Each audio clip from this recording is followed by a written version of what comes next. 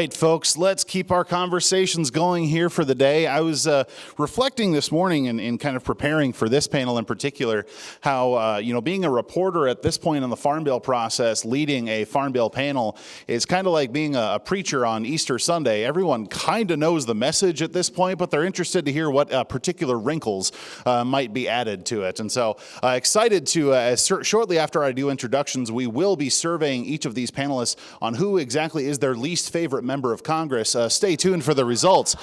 That's the wrinkle I was mentioning. But going to be having a great discussion here today about this upcoming Farm Bill. Notice I said upcoming instead of 2023, and what that might look like for the specialty crops sector. Joined today by Dave Puglia with Western Growers, Jamie Johansson with the California Farm Bureau, Ian LeMay with California Fresh Fruit, Rob Larew with the National Farmers Union, and Aubrey Bettencourt with the Almond Alliance of California. I appreciate all of you joining us here. And Dave, I'm going to go to you first because, as we mentioned at this point, the priorities have kind of been laid out. The discussions have been had with lawmakers. They will continue up until a bill is signed into law. But Dave, at this point, what is the one thing that has your most attention headed into this Farm Bill process? Well, I think the one thing, it's hard to pick among your children. So the Specialty Crop Farm Bill Alliance, 125 organizations, 19 of us on the steering committee, we have 109 proposals into the Congress. Those have been delivered to the four corners, as we call them. We've all been meeting with the chairs and ranking members of the committee and other members of the committees to make sure they have clarity on what those 109 proposals entail. I would just put it this way. I think going into any farm bill cycle where the specialty crop industry still has a toehold and doesn't necessarily have the strongest toehold politically, the first order of business is no going backwards. I think that's kind of the overarching message I wanted to lead with. Beyond that, of those 109 proposals, we have a number of requests for inclusion in the special crop title that are new and request new money. And that's, I guess, my second most important point, which is I reflect meeting with Senator Stabenow as the chair of the Senate Ag Committee late last year, I think it was, kind of an introductory session and about this Farm Bill cycle. And she immediately looked at myself and a couple of my colleagues who were with me from the Alliance and said, there won't be any new money, so don't ask. And I said, and she's our great champion for specialty crops. I love Senator Stabenow, but I just couldn't sit there and hear that after watching the federal government come up with $3.5 trillion in the last 2 years that didn't exist prior. And I said that. Said, I just don't buy it. There is money available. There's always money available. It's just a question of the political will to provide it. And so, first, don't go backward. Second, look seriously at the proposals we've put forward as specialty crop industry for new investment around things we'll talk about probably here, automation and mechanization and biologicals research and a bunch of other things. Jamie, your thoughts on what has your attention headed into this process? I think she had probably just met with Senator Grassley, so that was top of mind of no new money because he seems to be the champion of that. I had a little different take.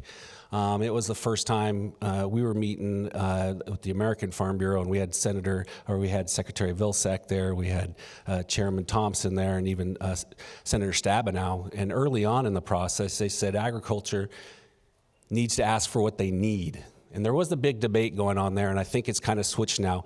Is this going to be a conservation farm bill, or is this going to be a production farm bill? I think we're leaning more towards the production side, particularly because of what we see happening internationally and also coming out of COVID that really grabbed the public's attention in terms of how we produce food and how we move food around here and how we do it efficiently. I'm watching to see if there is new money in there. I think what happened last week with the debt ceiling and congratulations to Speaker McCarthy and getting that deal done changes the whole game now. If you look to see who voted on to support on the Republican side the debt deal, that frees up this farm bill to start having some real discussions. There's a lot of surprising votes, particularly between some of our members in California who never vote for a farm bill because it's too expensive. I think that changes the game for the farm bill, and we can be a little more bold because there are needs that we do have, and particularly also to the engaging part, and there used to be the old debates, thank goodness we're not having them now, of separating out the nutrition title from, the rest of the Farm Bill. And we've always adamantly opposed that. But even now on the SNAP programs coming out of COVID, and I hate to say there's no silver lining to COVID, but what we did see coming out of there was a greater interaction between local farmers, local providers of food, and local food banks. And so I think that's something too on that side. Can we increase that relationship and how we address hunger in America? So that's something we're going to watch as well. Not also too, I'll be blunt, on the conservation titles, the EQIP program, for example, primary lion's share went to California. It used to be a little secret. We didn't talk about it, but 60% of EQIP funding ended up in California. That's not the case anymore. As the rest of the United States starts to catch up in the specialty crop program and has the same kind of environmental and water quality and water conservation needs that we've long had in California. So those kind of the few things that we'll watch. It's been an interesting process. I mean, Dave touched on the Specialty Crop Farm Bill Alliance, which has been really a pleasure to work with. We met in January of 2022 in Anaheim as an organization and started crafting out our priorities for this farm bill. And so for many of us, when the joke of whether it's 2023, 24, 25, those are realities, but we've been working on this already 18 months in terms of setting those priorities. And I agree with my colleagues, the conversation over, well, there's no new money. Well, how do we progress an industry so important as U.S. agriculture if we're not willing to make new investments in it? And the really interesting part, at least for the specialty crops that I represent, is I would say the last 5 years, the lifespan of this last farm bill has been transformative. Not because the 2018 farm bill was transformative, but because of the trials and tribulations that our organizations and industry have been faced with, China trade dispute, COVID, it forced the federal government to engage and interact with our commodity sectors significantly different. And so for all of my members who have benefited from MFP and the food box program, selling into things like Section 32, their viewpoint of how they partner and engage and ultimately benefit from federal policy is distinctly different than it was 5 years ago. And so for our either members of Congress, our senators, to go back to them and say, nope, sorry, it's just going to be what we did last time. It's not going to be acceptable. And so that's the fun part for all of us who are advocates up here now, is that we are having those conversations on how we craft a new way forward. And today you saw a lot of awesome and interesting engagements and conversations about ways we can advance agriculture. The 2 panels ago when we were talking about automation, mechanization, that is a huge piece of the advancement of our sector. But it's going to take investment and partnership, not just from the private sector, but from our federal partners, our federal government, incentivizing us to move that way in a more expedited fashion. EQIP is a great way, and a great program to point out. We wanted to move in a conservation practice, more uniformed and efficient ways of irrigation. What did we do? We said, well, if you want to go buy that pivot, you want to go buy that micro drip or drip irrigation micro sprinklers, then we'll incentivize that. We have to do the same thing to move agriculture into the future, and the federal government has to be a partner in that. Rob, I might skip over you for a second here and circle back to you just a second, because I'm interested, sticking with kind of the theme here of Aubrey, what are you watching in terms of the perspective from California as we watch this Farm Bill process continue? What's going to have your most attention? That's what I love about being on this panel with all of these distinguished gentlemen I've worked with for a long time is, and I think it speaks to the diversity of California ag, is there is nothing I'm going to say that opposes these guys. What's really awesome is we're all going to lead in different places. So I turn to Ian on automation, and I'm turning to Dave and to Jamie on conservation and on especially anything dealing on soil issues and things like that with regards to Dave and some of the other folks over at Western Growers. For us, MAP and FMD funding. Trade and water supply are still the two top issues for us in the almond sector. If we do not have a functioning supply chain and we do not have a reliable water supply, it doesn't matter if I get to use glyphosate. So I have to look out for those two resources for my farmers. We haven't seen market access program or market facilitation program have an increase in its budget in 10 plus odd years. What has changed in the world in the last 10 years? How big have we gotten in the last 10 years? You just heard Richard talk about how expansive almonds have gotten in the world in the last 10, 20 years.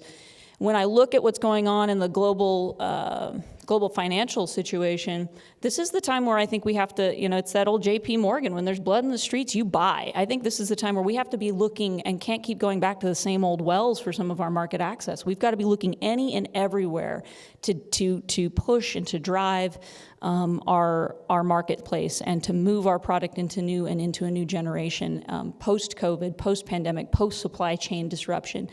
And so I'm really looking at that MAP and FMD piece, and that actually is going to be one place where we're going to fight for new money. It has to be. It has to be where we got to fight for some new money in that space. Because of also, you mentioned Section 32, and what has that allowed us to do with our program and with our product as well. And again, it's become that cultural relationship of our commodity to the industry. I remember I've sat on both sides of this table, and I worked as state executive director at Farm Service Agency. So I have a tendency to look into some of the more nuancy, boring little tweaks that make a huge difference too. So one of the things that I'd like to see protected and modified going from last Farm Bill to this Farm Bill is a straight reauthorization of drought CREP, CRP and CREP. And let's see those resources open up for irrigated land rental rates in the West to provide better support to our Western farmers, especially our specialty crop farmers, as we're dealing with a changing climate, as we're dealing with extended periods of drought, as we're dealing with groundwater security. Whether you're looking at the Colorado River or you're looking here in California with Sigma coming down the road, I'm looking for tactical tools that put resources in the hands of my farmers so they can transition going forward. So reauthorize that drought CREP. Let's get it to shorter contract rates. No one wants a government contract for 10 years on stuff like that. We need the flexibility of how we use our land. And let's open that up to irrigated land rental rates. My friends in the Midwest just had their minds blow up. That's going to be another one of those things where I don't want your money. Let's go find some new money. And by the way, this money already exists, so I don't really want to have that fight. So that's another area we're looking. And then, of course, research. We still need a lot of help. Almonds are hugely invested in pollinators, and our work that we've done in pollination, both native as well as our commercial honeybees, so ensuring pollinator health, as well as continued research with regards to pest control in other spaces as well. So those are just some of the sprinklings we're looking at, but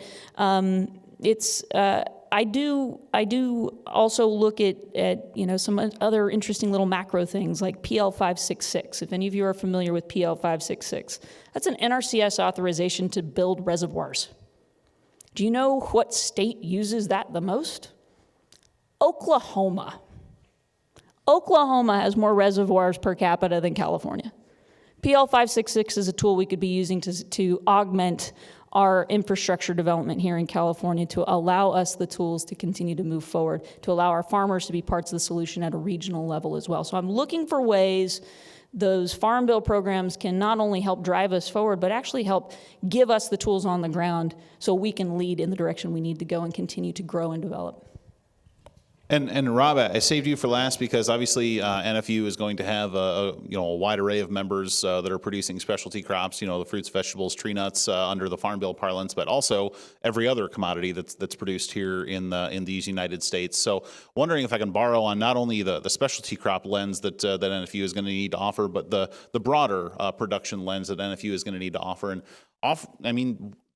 Keeping an eye on all of those things obviously requires quite a bit on your and your staff. But as you assess all of those things, how do you view the current Farm Bill process and the indicators that you need to watch to know, whether or not there is actual progress happening toward final passage of legislation at this?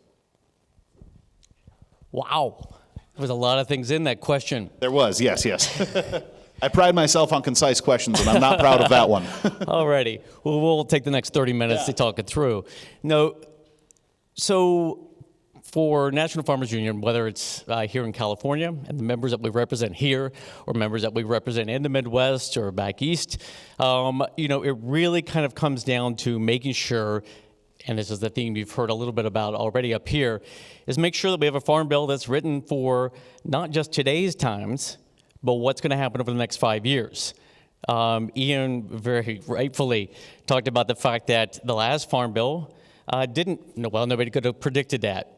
But the point is that we need to have this next farm bill really centered around resilience. And that's resilience across the entire industry, I would argue, because we've seen that there's a number of areas that we need to have this investment firmed up. We've heard how many times today on research.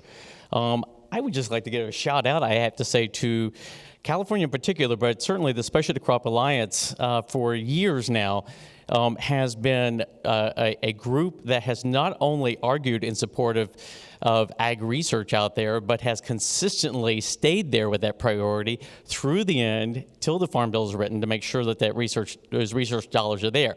We need more of us in the farming community to do the same. Research, and maybe it was mentioned earlier today, is one of those areas where it's on everybody's list. Everybody talks about the need for this investment here in ag research. Everything from basic research to looking at innovations. We can talk about mechanization a little bit later. But the point is that we all argue that until it gets down to the brass tacks, in which case we begin to start choosing other priorities. So resilience is tied in with research. It's resilience. We had the conversation about production versus conservation. I would say resilience can help support both of those.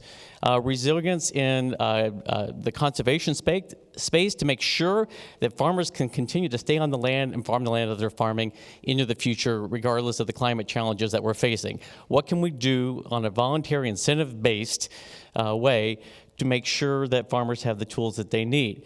On production, making sure that we are doubling down on not just being as innovative as we can in production practices, but that it's community-wide, and that we are supporting local, regional, and all forms of agriculture, that we're supporting trade. I sound like I'm asking for it all. The point is that we are, if we're going to be truly resilient in this next farm bill, if we are going to be best prepared for whatever may come our way that we're not yet predicting, we need to make sure that we are building a farm bill today that has that support in there, whether we're talking disaster assistance, whether we're talking on production, whether we're talking about climate-smart agriculture practices and conservation, whether we're talking about that investment in research.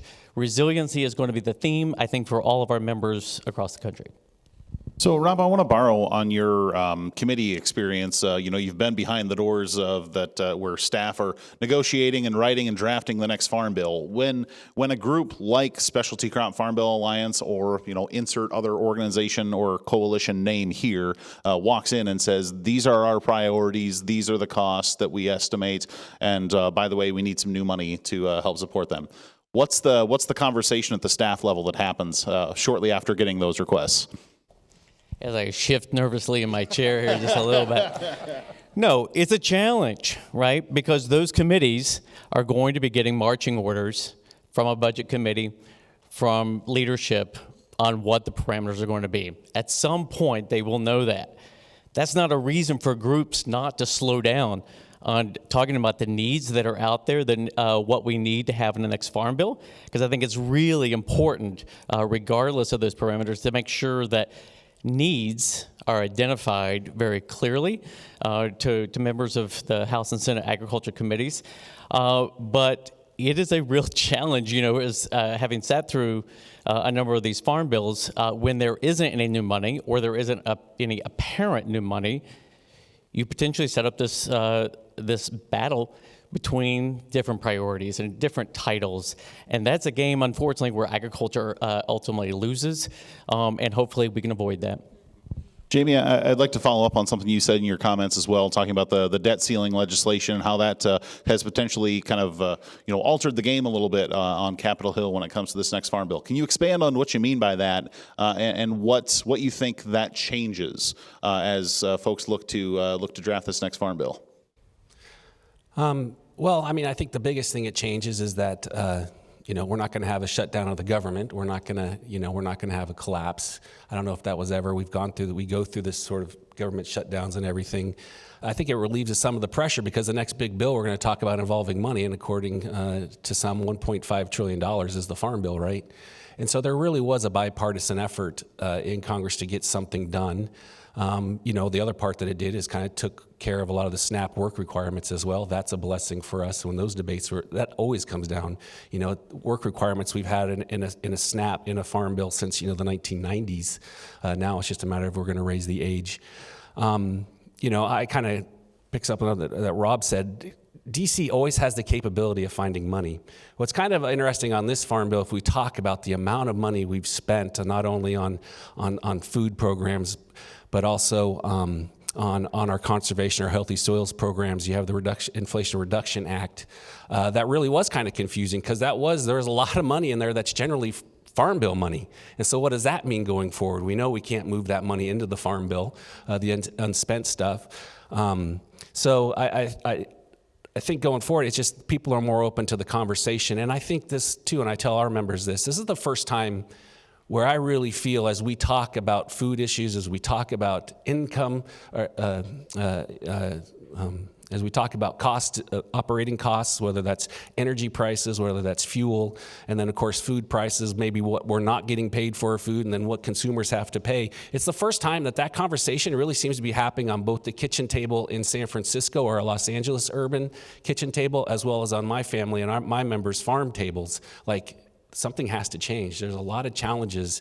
And consumers, and so when we talk about programs, when we talk about our soil conservation programs, when we talk about disaster relief and insurance needs of commodities, the consumers now see this front and center from wildfires, from hurricanes, as well as rising food prices. I mean, it wasn't that long ago they were being rationed on a gallon of milk, but at the same time on the news, our members were dumping milk in the fields, right? That was very confusing. So I think this Farm Bill, I'm kind of excited. I think it's been exciting is that even with our urban members, they're seeing that, oh, wait a minute, this is what we address every 5 years. How can we make it better and how can we alleviate that? And I bring it back to another discussion too that goes along with something that Aubrey had brought up, especially with some of our water conservation programs and water storage and that. In the Farm Bill, there's a lot of money in there, just like we saw in California with the $100 billion budget surplus.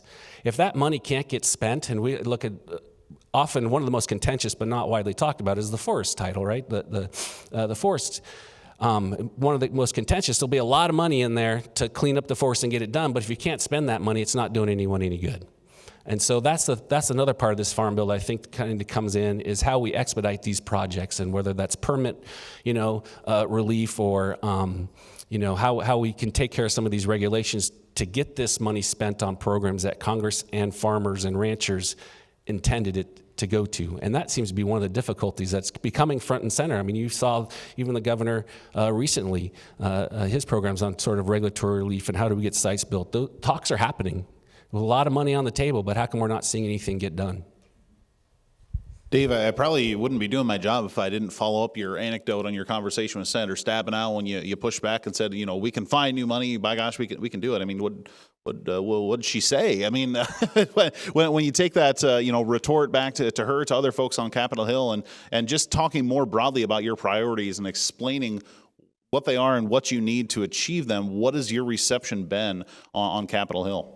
Well, so it's interesting because Senator Stabenow, as I mentioned, is a great champion for specialty crops in the Farm Bill. And so she acknowledged the point and kind of gave me, I think, a little bit of a hand push, enough of that, stop it, sort of thing, which is fine. Point made. We then moved to a different point, which at the time was almost more pressing, which was, I don't know if anybody in here has got interest in hemp production, but the hemp and cannabis folks are trying to weasel their way into the specialty crop title, and we asked Senator Stabenow not to let that happen, and she said, don't worry, it won't happen. It'll only happen over my dead body, was her quote. So that was when the meeting turned positive after I had already soiled the ground with my earlier comment. But I guess fast forward, what's interesting to me is that going through the alliance process, which, as Ian said, it took us a year of laborious work to develop that policy and get alignment across over 100 organizations. It's not easy. But we did it. And having done it, I now get the sense, and I'll just call it that, I don't think I can give you any hard evidence, that Senator Stabenow certainly acknowledges the needs as we presented them for new investment, especially in things like automation, mechanization, biologicals research, and some other things, MAP and FMD, domestic promotion. She and others on her side of the aisle, I sense, are kind of warming to all of those asks. The feedback we're getting on the Republican side is a little bit different, which is, we want to support production. Farmers are our folks. We love you guys, but there ain't no new money. So it sort of has moved over, and so I have to have that same conversation now with them. But, as we said before, there always is money in a farm bill until there isn't. And so, if you start hedging now as an alliance or as any segment of agriculture, you start signaling that you're ready to go into triage mode, you'll get what you ask for. And so I think our job as advocates is knowing that squeaky wheels get the grease, be squeaky, and don't give an inch until there's absolutely no choice and it's done to you rather than with your acquiescence.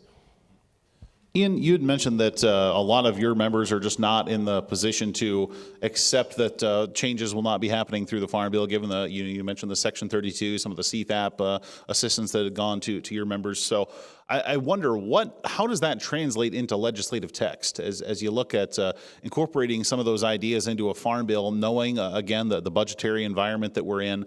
How do the desires of your members, you think, translate into that legislative text that we're talking about? Well, like I said earlier, it began in January of 2022 and went through, as Dave said, a year's worth of intensive dialogue and negotiations amongst the specialty crop industry nationwide. I mean, these were multiple Zooms per week,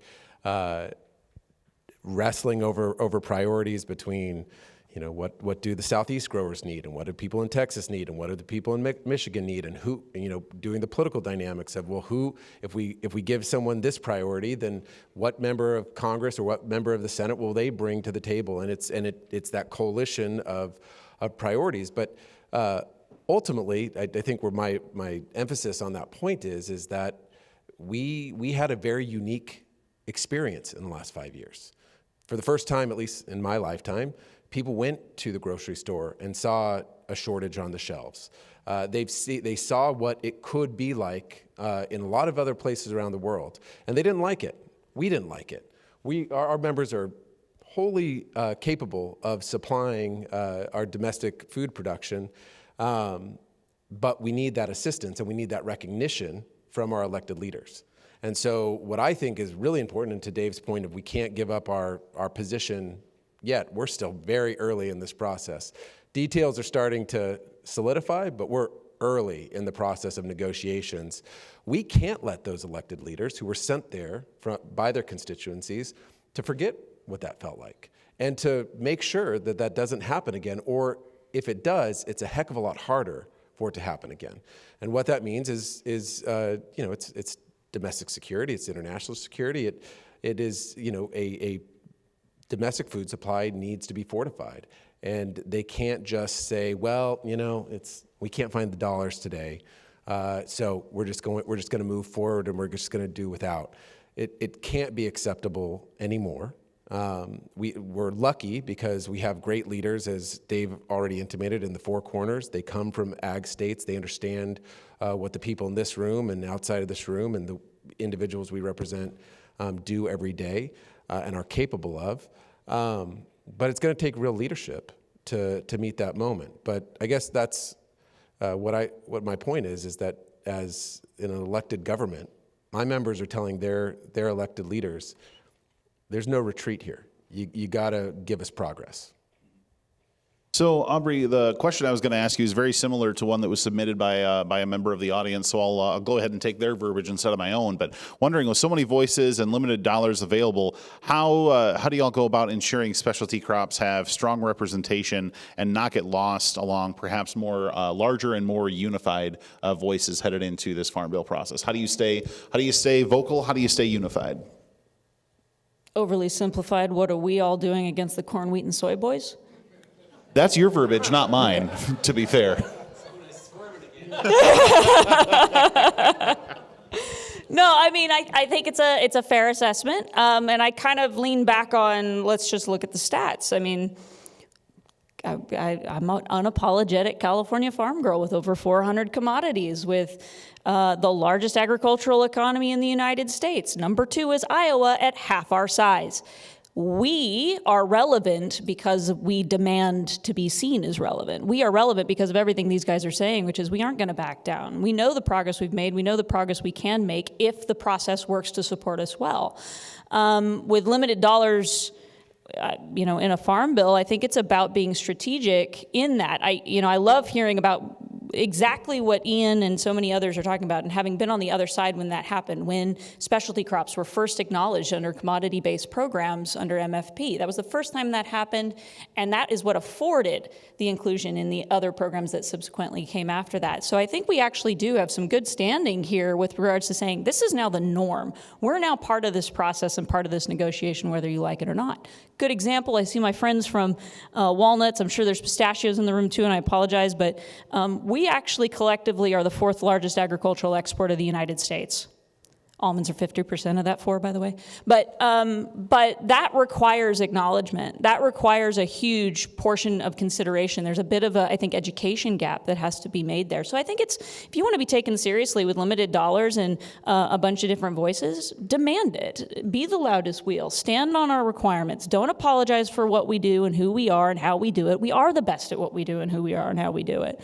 I think another thing in Farm Bill that a lot of folks are touching on, but I really want to nuance it a little bit better, which is there's actually a way. When people say, I love it when it's like, there's no new money. I guarantee you right now, there's money in a Farm Bill that can be spent a hell of a lot better than it has been. And it's about tweaking these programs to better perform for our farmers, better perform for our specialty crops, better perform for the taxpayer.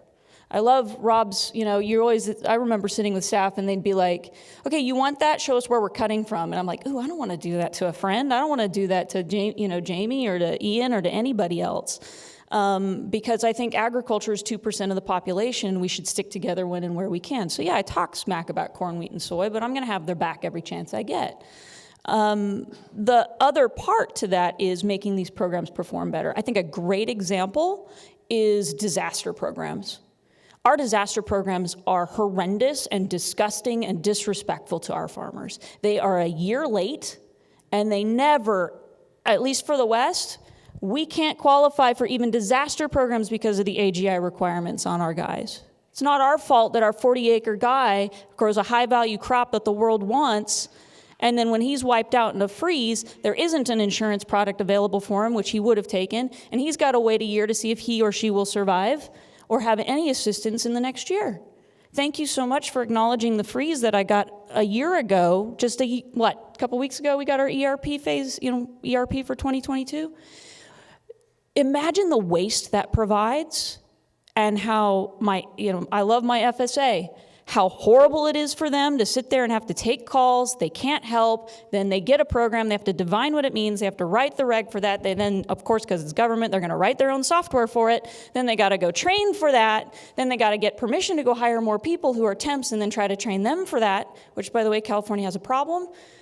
Federal workers may not qualify under California for California minimum wage coming up because the federal pay rate will be lower at a starting position than what California will require. I am desperately worried about workforce supporting our farmers.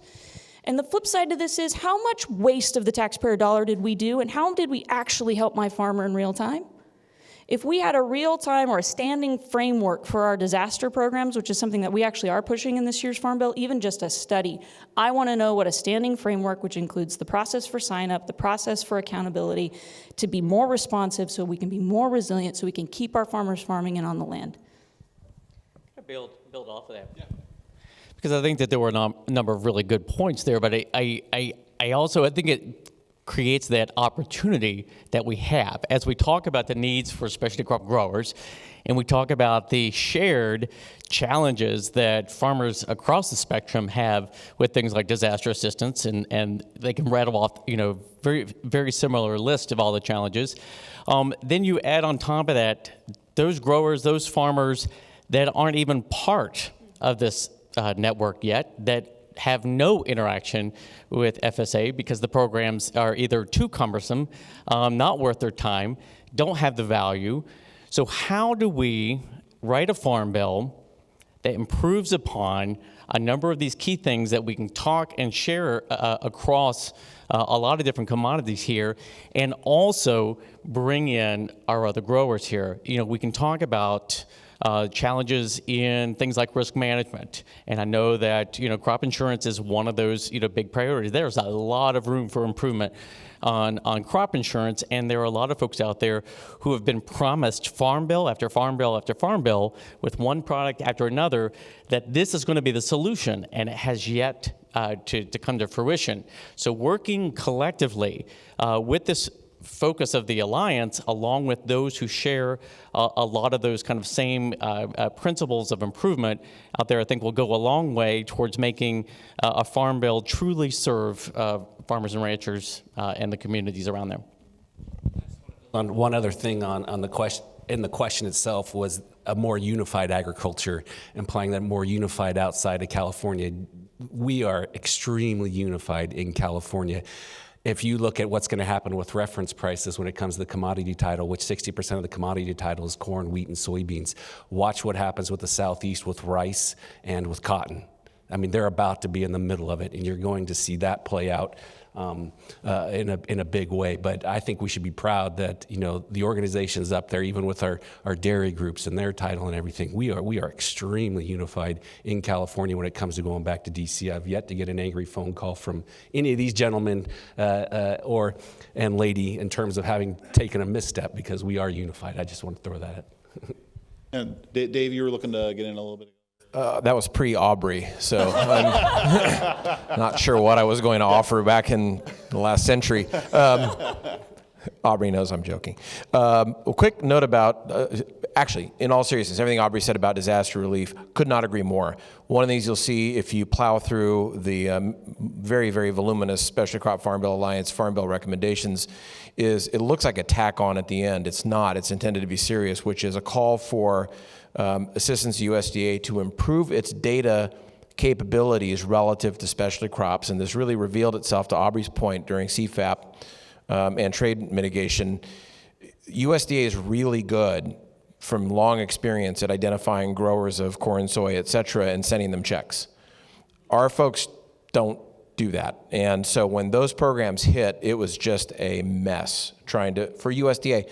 Not entirely their fault. They just haven't built the infrastructure, the data infrastructure, and the knowledge of the specialty crop industry to be able to do that. So, and there's no reference price for our stuff. So that makes it all the more difficult. The only other point I was going to make about unity of the industry and kind of positioning is that just mathematically, there's no way anybody will argue that the specialty crop industry is adequately financed in the Farm Bill. Relative to Farmgate, we are underinvested in the Farm Bill, no question about it. But I think more importantly, and this is where I think we sometimes forget this point, we don't push it hard enough, I think, as a unified industry.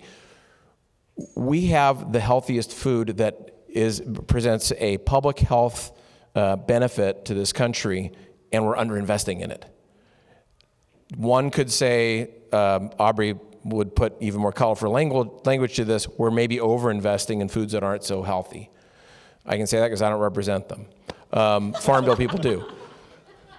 But when you look at the share of the Farm Bill that goes to specialty crops, it's tiny. I mean, we're like $3.3 billion, I think, against what is going to be a $1.5 trillion Farm Bill. How do you justify that from a public health perspective? I mean, I think you can. And so I think that's one of the unifying links that keeps the specialty crop industry together and has resonance on the Hill. I want to shift gears here a bit and bring up a point of emphasis that the Alliance has brought up at this point, and that is the grants for automation, research, and implementation. And Ian, I'm wondering, with the discussions that we've had on labor over the years, and particularly the discussion that we had on automation today, I wonder, is there concerns about the availability of growers in this state to take advantage of, let's say y'all are successful and you get that money in the legislation. Is there concerns about growers across the country, in this state in particular, being able to take advantage of those resources? Short answer, no. There's a market and a demand there. In the Alliance's proposals, we have a couple different ideas around mechanization and automation. Some of the proposals, one that, stay tuned, you might see a bill introduction this week, around research. We continue to need and allocate resources towards research. A huge move that the Alliance made this year in our proposals was an acknowledgement that we can research and develop all we want, but unless we help the market then adopt those new technologies, we can't capitalize it quick enough. And again, the specialty crop industry has done a great job at putting their money where their mouth is when the federal government is willing to financially partner with them. And so there is a proposal that we're hoping to have introduced with a marker bill soon that would create a cost share program for new technologies for a grower to go out and say, under my own capitalization of this project, I can buy 4 units, but with a cost share of 50%, now I can buy 8. Not only does that help that grower adopt that technology in a more expedited scale on farm, but it helps that new developing company scale their business so that hopefully they can create a more cost-efficient structure for their business. We have to move, I mean, you heard it up here today, we have to help expedite that adoption across the board. Our farms are working labs for these new companies and new ideas. And quite frankly, I actually stepped out earlier today to go talk to a congressional office about some of these ideas. And we acquiesced in the conversation towards additional reasons why we need these new technologies. And I kind of laid it at this office's feet that said, until, especially in the special crop industry, we're heavily dependent on the human hand to pick, pack, and ship our commodities. Well, Congress, for my lifetime, has failed at advancing immigration reform. We have a huge national issue, and my industry, most of my commodities that I represent, 70% of their operating costs are related to labor. That's unsustainable, and it's a diminishing resource. We have to create efficiencies within our operation so that we can continue to propel our commodity sectors forward. We're not looking for job replacement, but we're looking for that increased efficiency to create a safer and more efficient work or job for our employees to operate in. And the technology outfits that were up here today and hundreds of others throughout the United States are primed and ready for us to adopt those technologies to create those efficiencies on farm. But they need that capitalization. They need that assistance that's there. We have, as the Alliance, we have ideas of ways to do it. Dave and Western Growers have done yeoman's work over the last 5-6 years with their technology center and bringing Silicon Valley in to agriculture. And the federal government, again, can help really expedite this with a few pennies. Question submitted from the audience that I'm going to direct to you, Rob, talking about trade negotiators see specialty crop export shipments and value are up, but growers are having issues with losing money due in particular to high crop inputs. What's the best way to make that dichotomy known, you think? It's all about the bottom line, right? And so we have to tell that story as often as possible. As we talk about concerns and pressures around inflation or other supply chain challenges and what that is doing to the marketplace, having the consumer better understand what that actually means to the farmer, first of all, and the impact that may or may not be having on a retail price is something that certainly Farmers Union has been doing for a very long time and will continue to do it. We certainly have had to step up quite a bit because when we had supply chain disruptions, a few years ago with COVID, suddenly with all of the disruption there, you had as has been documented several times over today, consumers for the first time in a generation or multiple generations seeing these challenges, making sure that farmers are there educating folks along the way about not only what this means for their bottom line, but ultimately when we have, that may not be a real popular point here, but I think it's worth talking about because all of these pressures, whether we're talking about input cost, we're talking about seed, we're talking about fertilizer, we're talking about equipment. How many companies are involved in each of those industries. Agriculture has a serious competition challenge. It is a serious concentration, and whether we're talking about mechanization and trying to promote innovation, the biggest farmers are the original innovators out there, right? But if we don't have an industry around us that is enabling and promoting innovation, we're going to continue to be facing not only record kind of pressures on our bottom line, but that pressure there will be really driven by just a few players in an industry that's way over consolidated. Jamie, how do you keep the conversation pointed toward the net rather than the gross when you're talking about farm income? Well, I mean, and Aubrey touched on it too. I mean, that's going to be with the AGI limits, right, in the 900,000, and just how our crops, and especially our specialty crops, how valuable they are, and how that translates just to the cost of doing business. You know, and I think right now, as I started with, I think the consumers see that, right? If you're a member of Pacific Gas and Electric or San Diego Electric, you've seen your utility rates go up 50% in the last 5 years. Public Utility Commission telling you expect anywhere from 6 to 9% for the foreseeable future. They see that, and so that they understand when we're talking the price of gas and, you know, the price of food. The reference price stuff, right? So when you see what happens with the Southeast is hurting especially as well, because their prices may have gone up, but their cost of doing business has also gone up, or maybe not so much in the Midwest when we took our little shots at wheat and corn and soybeans and stuff like that. But it's talking that, you know, regionally, there's huge differences in the cost of doing business in California, which is driving the mechanization to do it. But also, too, on that front, you know, it's a lot of regulatory costs. And I think that's where it comes in handy. We often reference, and we're going to be updating it, but, you know, a study out of Cal Poly San Luis Obispo on the regulatory costs in a 10-year period for an acre of lettuce went up 900% in 10 years. That's just the regulatory costs, right? People are seeing that, and that's for our organizations. We can really step up and say these efficiencies often can be hindered by regulations and additional costs. So again, you know, I think everything that Rob said is right. For the first time, we're talking supply chain with consumers, and they're really engaged on it at a whole deeper level. That's pretty encouraging. And even with our initial, even here at the state legislature, you know, why don't we have more water with all this rain? Oh, good. That'll start a half an hour, 2-hour conversation easily. So our time is wrapping up here, and so I do want to get everyone's opinion on probably the question of the hour every time we're talking about a farm bill these days, and that is, and Aubrey, I'll start with you and just kind of work our way down the stage. Is the passage of a 5-year farm bill politically feasible in the year of our Lord 2023? And if so, if not, what do you think will be the determining factors? I'm not normally the optimist. Oh my gosh. I'm actually going to be a little optimistic on this because I think the debt ceiling, you make a good point, Jamie. The debt ceiling negotiation, I'm still breaking it down in terms of who voted for what.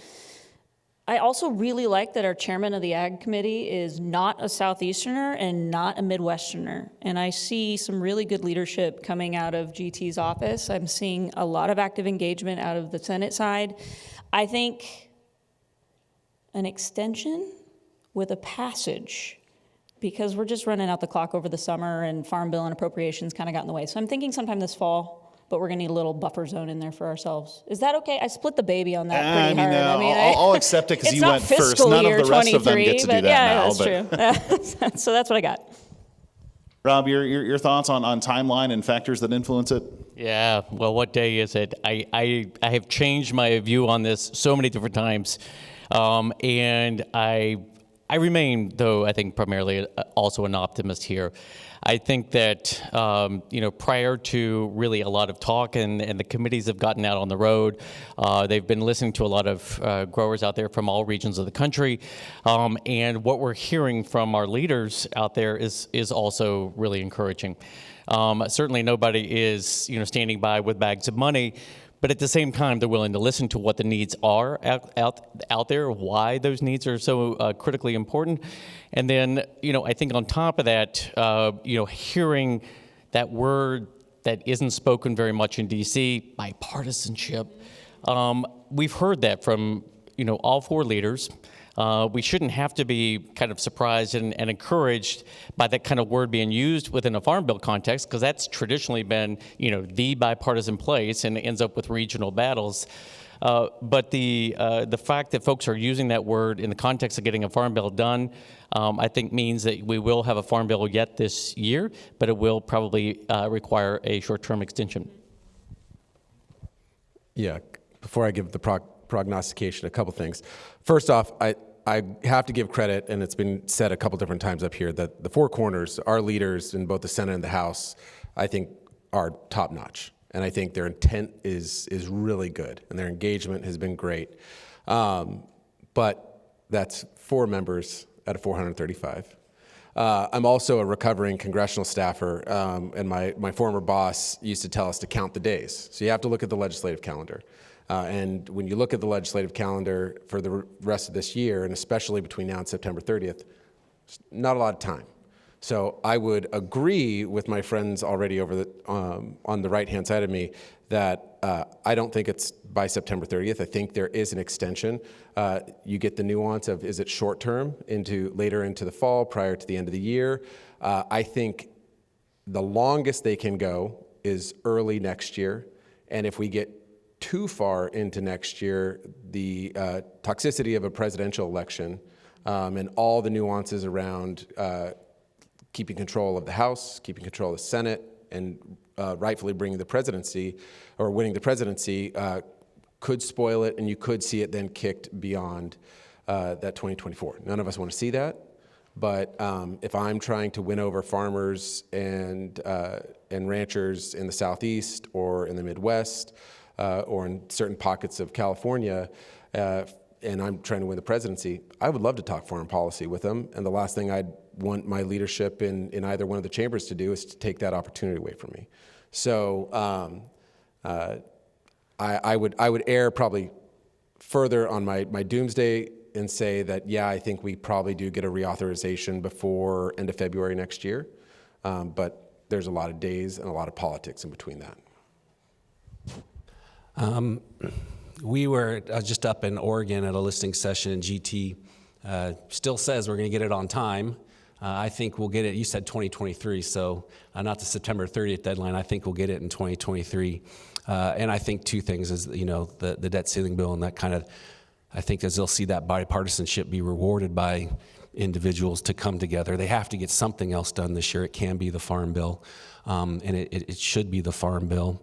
And also, to the work requirements that the negotiations that went on was a big deal for getting the Farm Bill on time. So if GT says we're going to get it on time, I'm going to go ahead and keep backing, supporting him to do it. But just keep one thing in mind. He hasn't started writing anything yet. So I'm like, you're going to be on time. You better start writing. I mean, don't pull a Jamie Johansson late college final exam kind of thing. You got to start writing and studying and preparing now, but they haven't even started writing it yet in the House. I know Senator Stabenow has been really aggressive in doing it, but the chairman's really adamant that it's the House turn to write the bill. So I think we get it on time, and let's start writing.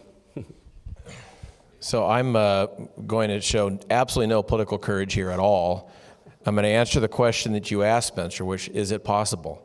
Yeah.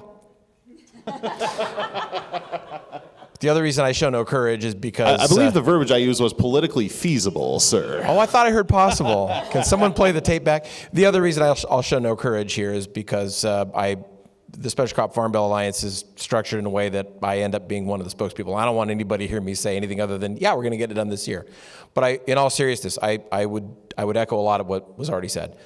I have a lot of confidence in the Four Corners. I think that the commitment of all four of them is real.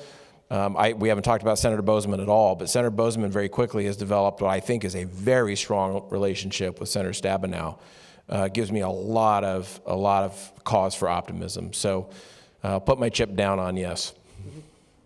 Very good. Well, I could continue this conversation for days, frankly. It's one of my favorite subjects covering the Farm Bill every couple of years. But that's the time we've got for now. Please join me in thanking our panelists.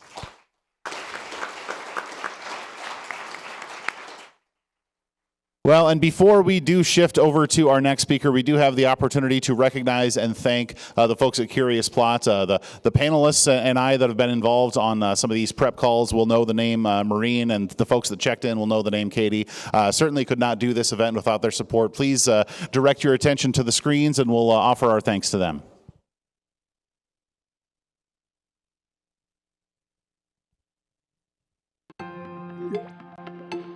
In a world of good enough, at a time when commitments are questioned, and in an era of let's just get it done, there is an alternative. Better.